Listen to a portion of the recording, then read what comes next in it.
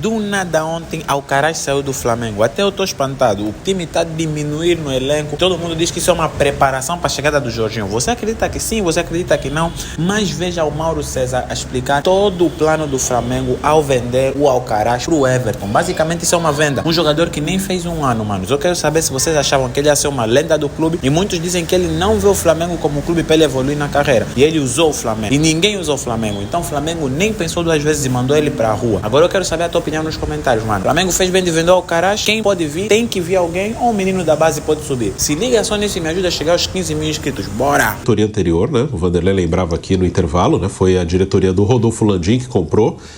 E se eu não me engano, a maior contratação da história do Flamengo, né? Em números, em valores, né? Foi a maior compra da história do Flamengo. E é um jogador que ainda não jogou tão bem no Flamengo, mas ele tá aí há pouco tempo. Acho até que era natural, acho que não era nenhum motivo assim não, o cara não vai funcionar. Ele tinha tempo ainda para dar certo, é normal que aconteça, o cara chega pouco tempo, às vezes demora, por alguma razão, demora um pouquinho para se adaptar, acho que tinha tempo ali para ele se acertar no Flamengo, um jogador que tem qualidade, jogou ontem, fez um gol, né? Ontem ele foi titular no jogo com o Sampaio Corrêa e fez o segundo gol do Flamengo. É uma notícia bem surpreendente. Pela nota do Flamengo, é uma decisão técnica. Claro que qualquer negociação envolve também uma questão financeira. Eu não sei quanto é a cláusula de compra obrigatória do Everton, mas o Flamengo pagou caro. O Everton é um time que está brigando para não cair no campeonato inglês. Isso tem sido constante no time do Everton. O Alcaraz já jogou na Inglaterra, jogou no Southampton, que está de volta à primeira divisão, está na lanterna. O Alcaraz chegou a cair com o Southampton. Aí quando o time estava na segunda divisão, ele foi emprestado para a Juventus, voltou e agora volta ao futebol inglês no Everton, né? Na Inglaterra ele está... O mercado dele na Inglaterra é desses times que brigam mais na parte de baixo. Eu fiquei bem surpreso que foi um investimento do clube, né? Repito, é importante, né? A lembrança do Vanderlei. Foi a outra diretoria, não foi essa, mas foi um investimento do clube alto, né? Então era um cara que eu acho que com o tempo tinha chance de funcionar, mas está saindo bem cedo do Flamengo. Eu fiquei surpreso. Vanderlei Nogueira, a contratação mais cara da história do Flamengo, Carlos Alcaraz, que chegou por 20 milhões de euros. Agora em 2024, na conversão, dólares, 20 milhões de dólares. Ali na conversão, 110,6 milhões de reais. Em 2024 chegou ao Flamengo o Alcaraz e até com uma boa vantagem para o segundo colocado, que é o Pedro, que chegou ao Flamengo com 88 milhões de reais em 2020. E agora o Flamengo já se desfaz do Carlos Alcaraz. Vanderlei Nogueira. Eu queria que alguém me corrigisse se eu estiver equivocado, por favor.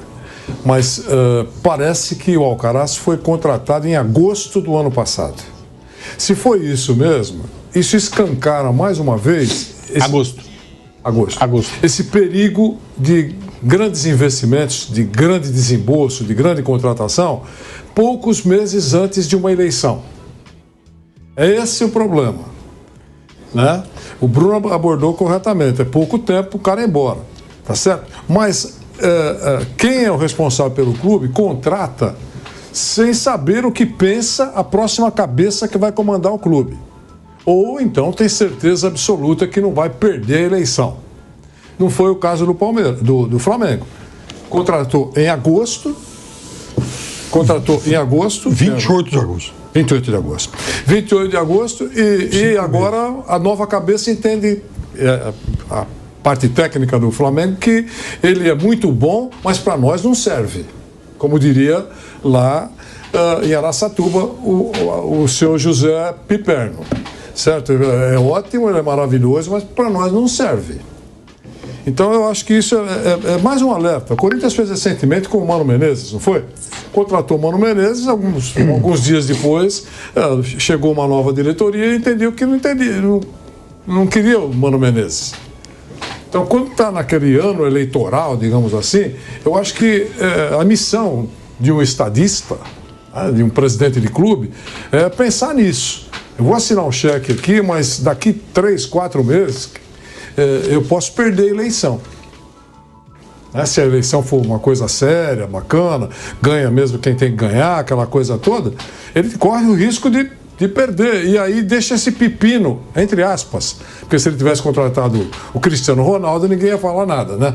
Mas esse pepino para outra administração falar, é ótimo, maravilhoso, mas para mim não serve e vamos emprestar. O Jorginho não é mais titular no time do técnico Mikel Arteta, mas ele entra em quase todos os jogos. Na Liga dos Campeões, 8 jogos fez o Arsenal, ótima campanha, terceiro colocado, classificadíssimo para a próxima fase. Ele jogou 5. Na quarta-feira, o último jogo dessa fase, fora de casa, na Espanha, contra o Girona.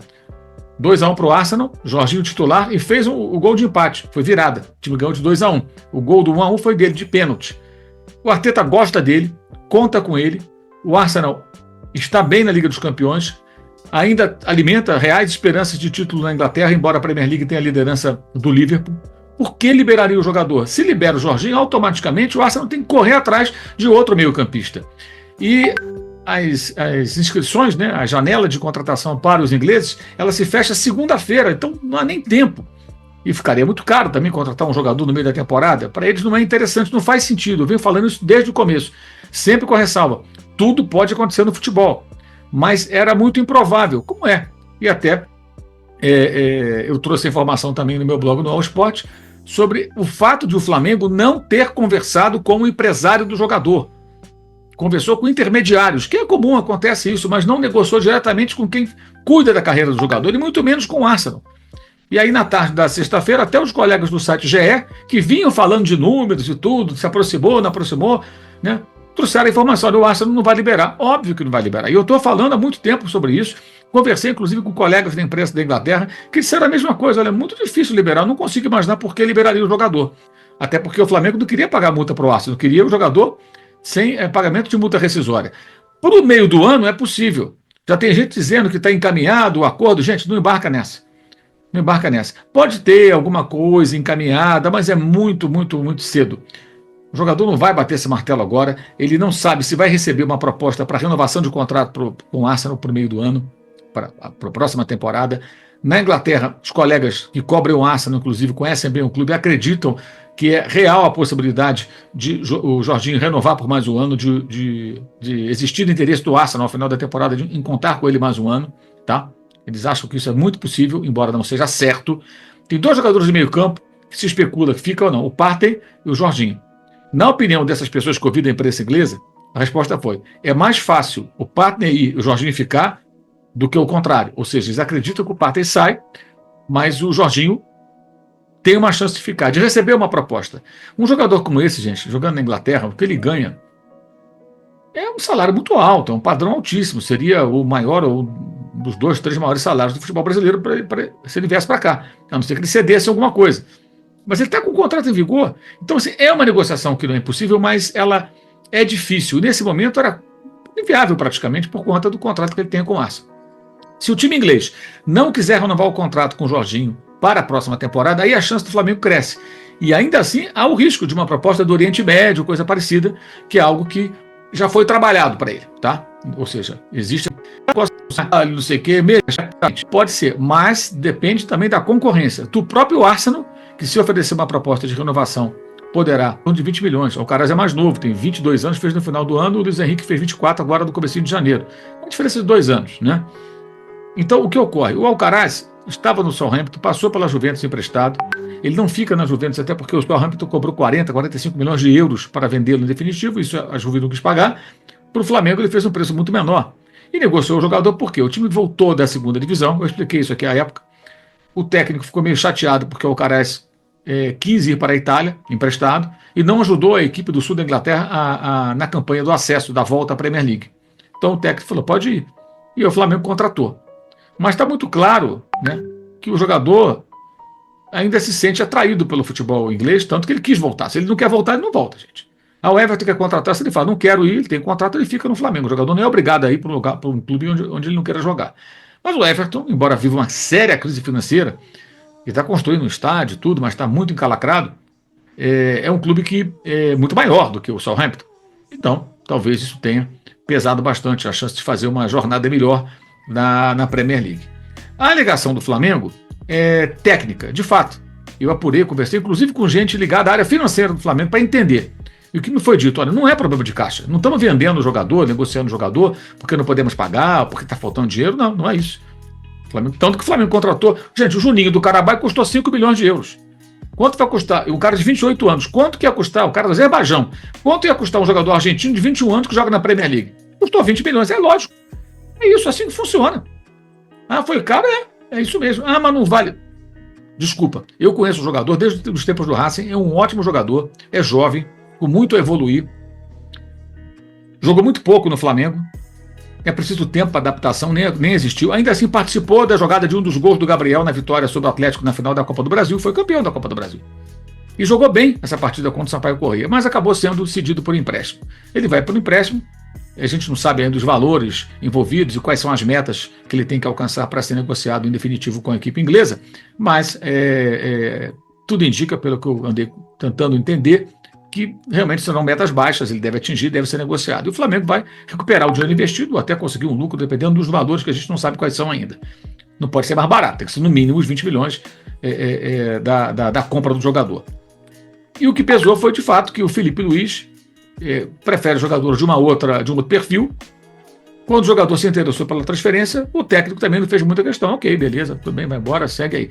Mas é meio esquisito, porque o Felipe Luiz elogiou tanto ele depois do jogo contra o Sampaio Corrêa, e esse discurso de que não se encaixa no modelo de jogo, eu questiono um pouco. Olha, que eu acho que o Felipe Luiz tem um início de carreira excelente, está indo muito bem, acredito que ele faça um grande trabalho, tem elogiado demais, mas, cara, um modelo de jogo, você tem um modelo de jogo, os jogadores se encaixam ali, mas é interessante você ter, de repente, alternativas, jogadores de outras características que possam te oferecer outras alternativas em determinados cenários em que você precisa de jogadores com outra característica, outra forma de se comportar.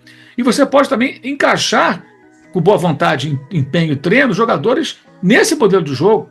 O jogador pode se adaptar. Como vimos, por exemplo, no Flamengo, com o Jorge Jesus, o Arão virando volante. Depois, com o Rogério Ceni, o Arão virando zagueiro. O Diego virando volante, jogando bem. Jogadores se adaptam a outras funções. Isso acontece.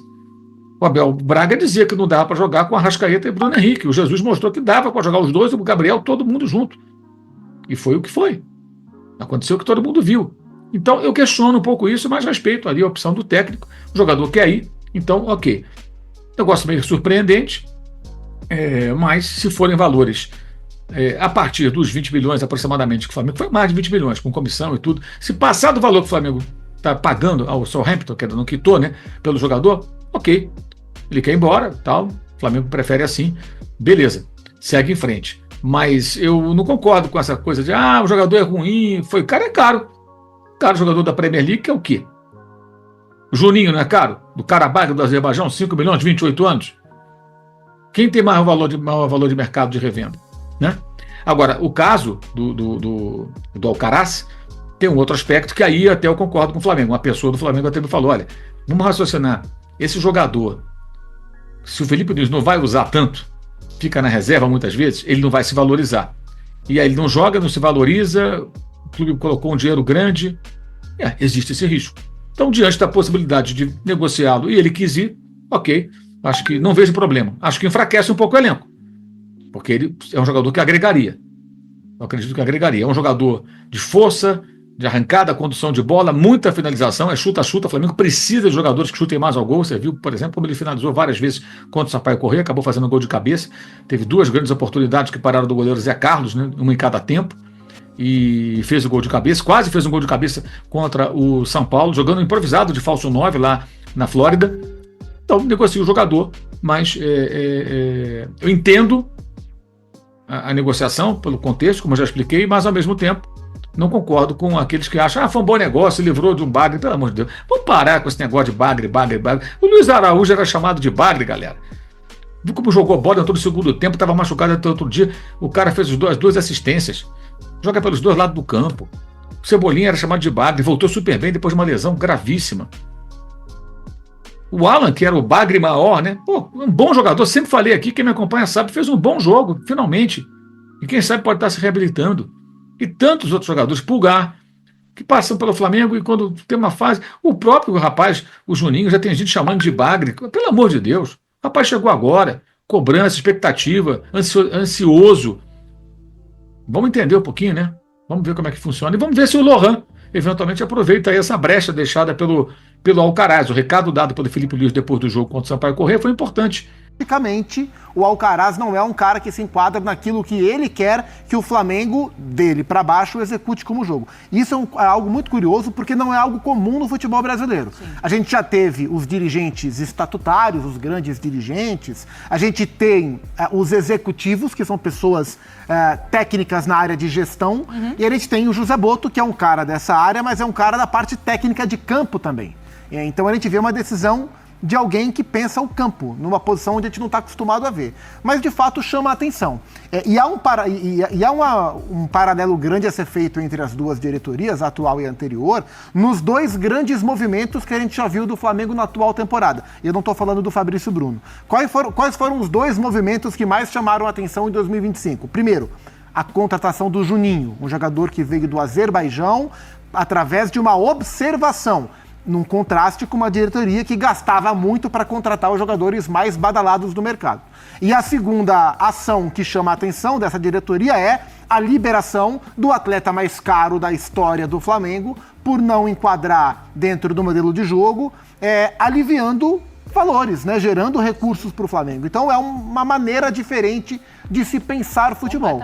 E se a gente for olhar para o Carlos Alcaraz como jogador, ele é um cara muito mais adaptável ao que se pratica na Premier League, que geralmente, tirando o time do Guardiola, geralmente são times mais verticais, um jogo mais rápido, do que propriamente um jogo construído, pé, sabe? Troca de passe, troca de posição. Se a gente quiser olhar para o Brasil, dá para dizer que se adequaria, né, do modelo de jogo ao Palmeiras, ao Botafogo. Especialmente. Então, tem lógica o pensamento do José Botto.